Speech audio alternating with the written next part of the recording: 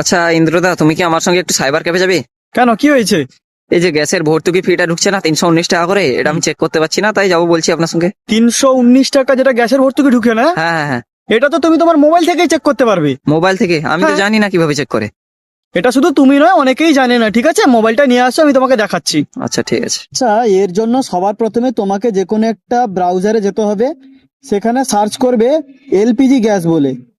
Search করার পর প্রথমে যে ওয়েবসাইটটা দেখতে পাচ্ছ, ওইখানে ক্লিক করলে, ক্লিক করার পর দেখতে পাবে এখানে 3টা গ্যাস সিলিন্ডারের ছবি। যেই গ্যাস সিলিন্ডারটা তোমার আছে, ওই গ্যাস সিলিন্ডারে তুমি ক্লিক করবে। ক্লিক করার পর এখানে যে দেখতে পাচ্ছ রেজিস্টার, গিফট, ইনকাম, জয়েন, একটু বাম দিকে স্ক্রোল করবে। স্ক্রোল করার পর এখানে দেখতে পাবে গিফট ফিডব্যাক। এই গিফট ফিডব্যাকে তুমি ক্লিক করবে।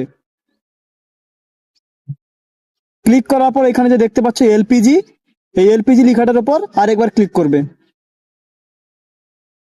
একটু নিচের দিকে যাওয়ার পর তুমি দেখতে পাবে এখানে সাবসিডি, এই সাবসিডিতে ক্লিক করবে।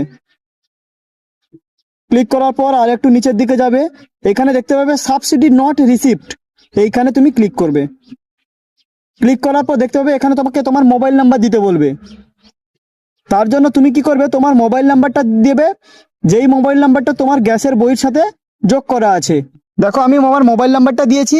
এরপর তুমি কি করবে, সাবমিট বাটনে ক্লিক করবে।